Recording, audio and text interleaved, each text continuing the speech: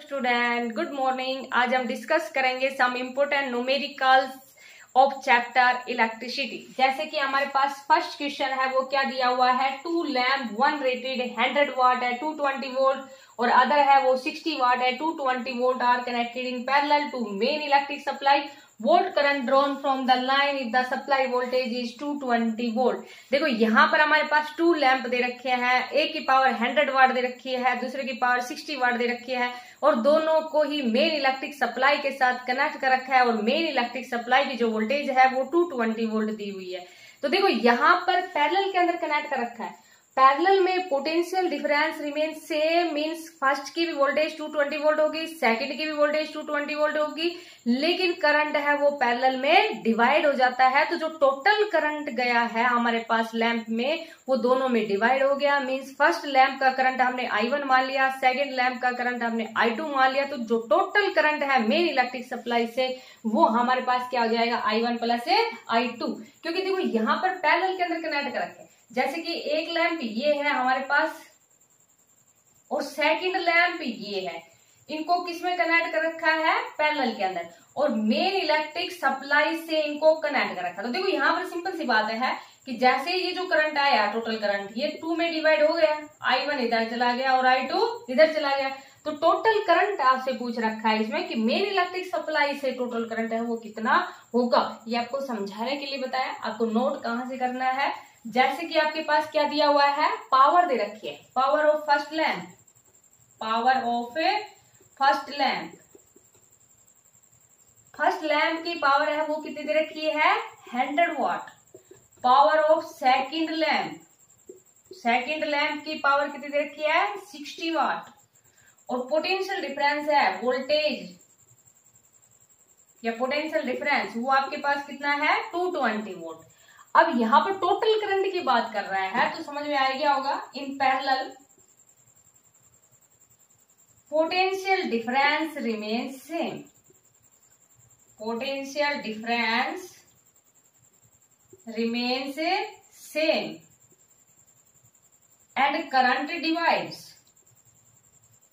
Current है वो divides हो जाता है और करंट है वो हमारे पास कितना हो जाएगा, I1 प्लस I2। तो फर्स्ट के अंदर करंट है वो I1 मान लिया और सेकंड के अंदर करंट है वो I2 मान लिया। तो मेन इलेक्ट्रिक सप्लाई से जो करंट है ड्रॉन होगा वो कितना होगा, I1 प्लस I2। ये आप नोट कर लेना। उसके बाद देखो पहले हम I1 की वैल्यू निकालते हैं। वी नो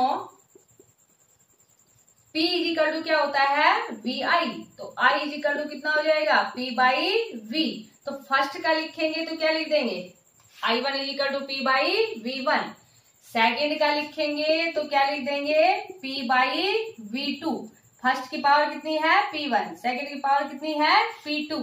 तो यहाँ पर देखो आपके पास P1 कितना दे रखा है, 100 और आपके पास पोटेंशियल डिफरेंस कितना दे रखा है, 220। ये वोल्ट ये वैल्यू लगा दी। तो यहाँ से सेकंड का कितना दे रखा है, 60 और पोटेंशियल डिफरेंस कितना है, 220। तो ये तो हमारे पास क्या हो गया, I1 और I2 की वैल्यू। यहाँ पर टोटल करंट है मेन इलेक्ट्रिक सप्लाई से वो हमारे पास कितना होगा, I1 प्लस I2। तो ये देखो I equal to 100 by 220 plus 60 by 220। तो ये वैल्यू हमारे पास कितनी आ गई, 160 बाई 220। यहाँ देखो 2 से कैंसिल हो जाएगा तो कितना आ गया, 8 बाई 11। तो स्टार्टिंग में जाएगा नहीं, उसके बाद में कितने पे जाएगा, 7 पे। 11 7 जा 77 तो बच के कितने हैं, 3। उसके बाद में 11 2 जा 22, फिर कितने बच जाएंगे आपके पास, 6। तो यहाँ अलग बगाएगा आपके पास 6। इसको राउंड ऑफ करेंगे तो 0.73 एम्पियर। क्योंकि यहाँ 6 है वो 5 से बड़ा है तो एक नंबर है वो आगे, एक डिजिट है वो आगे इंक्रीज हो जाएगा। तो हमारे पास जो टोटल करंट है, vote current drawn from the line if supply voltage is 220 volt. तो करंट ड्रॉन है सप्लाई लाइन से वो कितना हो गया, 0.73 एम्पियर। ध्यान रखना यहाँ पर पैरेलल के अंदर कनेक्ट है तो पैरेलल में potential difference remain same, current is divide. तो यहाँ पर मेन करंट पूछ रहा था, मेन जो करंट है ड्रॉन है वो कितना होगा, तो वो हमारे पास कितना हो जाएगा, I1 प्लस I2। तो वैल्यू कितनी आ गई, 0.73 एम्पियर। समझ में आ गया होगा, इसको कंप्लीट नोट कर लेना। अब देखो next question, question number 16। Question number 16 में देखो हमारे पास क्या कह रहा है, विच यूज मोर एनर्जी, इनमें से कौन सा ज्यादा एनर्जी यूज करेगा। एक तो 250 वाट का टीवी सेट दे रखा है, 1 आवर के अंदर इसको यूज किया जा रहा है। मीन्स एक टीवी सेट है 250 वाट का, उसको 1 घंटे तक चलाया जा रहा है।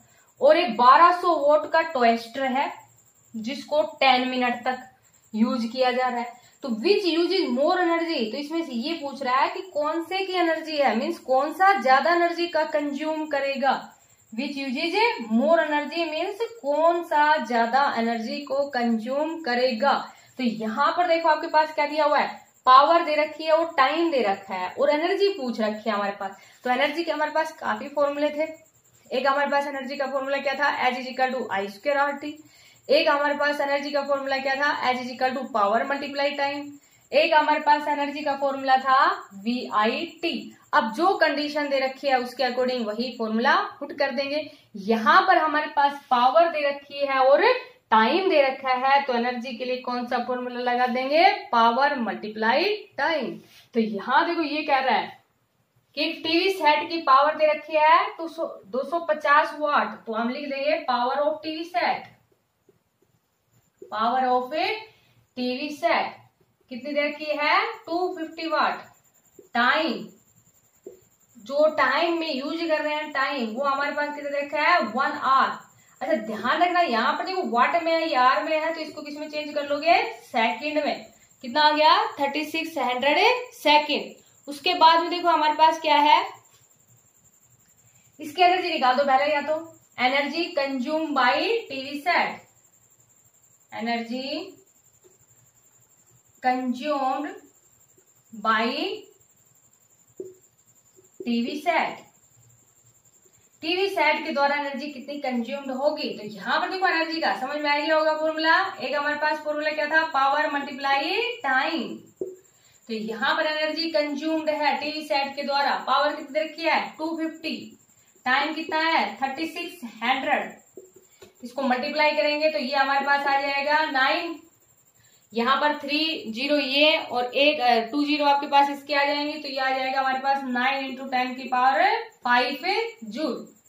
सेकंड में देखो आपके पास क्या कह रहा है कि 1200 वाट का टोस्टर है 10 मिनट के अंदर, तो इसके द्वारा एनर्जी कंज्यूम्ड है वो तो हमारे पास कितनी आ गई, मान लेंगे इसके द्वारा एनर्जी कंज्यूम्ड को हमने कितना मान लिया, H1। उसके बाद में हमारे पास क्या दे रखा है, power of A toaster, power of A toaster, toaster की पावर कितनी रखी है, 1200 वाट का। और टाइम जो यूज कर रहे हैं टाइम, वो हमारे पास कितना है, 10 मिनट्स। अब ध्यान रखना ये भी मिनट्स में है, इसको सेकंड में कन्वर्ट कर लेंगे, सेकंड में कन्वर्ट करेंगे तो कितना आ जाएगा, 600 सेकंड। तो एनर्जी कंज्यूम्ड बाय, ये आप नोट कर लेना यहां तक। उसके बाद में लिखना एनर्जी कंज्यूम्ड बाय टोस्टर, इसको हम क्या मान लेंगे, H2। अब ये देखो आपके पास अगेन फॉर्मूला क्या रहेगा, पावर मल्टीप्लाई टाइम। पावर कितनी दे रखी है आपके पास, 1200 वाट, और टाइम कितना है, 600 सेकेंड। जब इसको मल्टीप्लाई करेंगे 12 6 जा 72, मल्टीप्लाई 10 की पावर कितना आ गया, 4 वाट सेकेंड। और वाट सेकेंड आपके पास किस में होता है, जूल में, तो इसको आप वाट सेकेंड की बजाय आप क्या लिख दोगे यहाँ पर, जूल।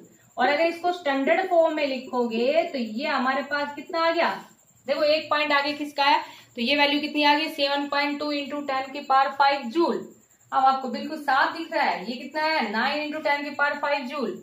और ये आपके पास वैल्यू कितनी आई है, 7.2 मल्टीप्लाई 10 की पावर 5 जूल। विच यूजेज मोर एनर्जी, कौन सा ज्यादा एनर्जी यूज करेगा, ये वाला, कौन है, टीवी सेट। तो यहाँ पर क्या लिखेंगे, TV set uses more energy. समझ आ गया होगा, इसको इतना कंप्लीट नोट कर लेना। उसके बाद में क्या लिखोगे, TV set uses more energy, TV set uses more energy, कि टीवी सेट है वो ज्यादा एनर्जी का यूज करेगा। बिल्कुल सिंपल सा है। बस आपको ये ध्यान रखना है कि यहाँ पर एनर्जी की बात कर रखा है और पावर टाइम दिया हुआ है, तो energy is equal to power multiply time, सीधा सा फॉर्मूला लगाओगे। नेक्स्ट देखो आपके पास क्वेश्चन नंबर 17। क्वेश्चन नंबर 17 में देखो क्या कह रहा है।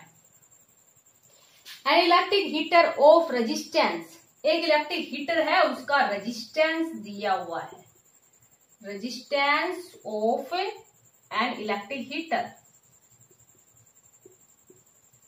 कितना दिया हुआ है, 8 ओम। ये आपके पास सिंबल किसका होता है, ओम का। उसके बाद में draw 15 ampere from the service mains, current दिया हुआ है आपके पास, करंट कितना दे रखा है, 15 ampere from the service mains for 2 hours, time भी दिया हुआ है, कितना दे रखा है, 2 hours. Calculate the rate at which heat is developed in the heater, देखो आपको ध्यान रखना है, calculate the rate at which heat is developed. अब रेट की हमें बताया था कि जो रेट होता है आपके पास हीट डेवलप्ड का वो क्या होता है, पावर। आप ध्यान रखना कि रेट की बात कर रहा है यहाँ पर।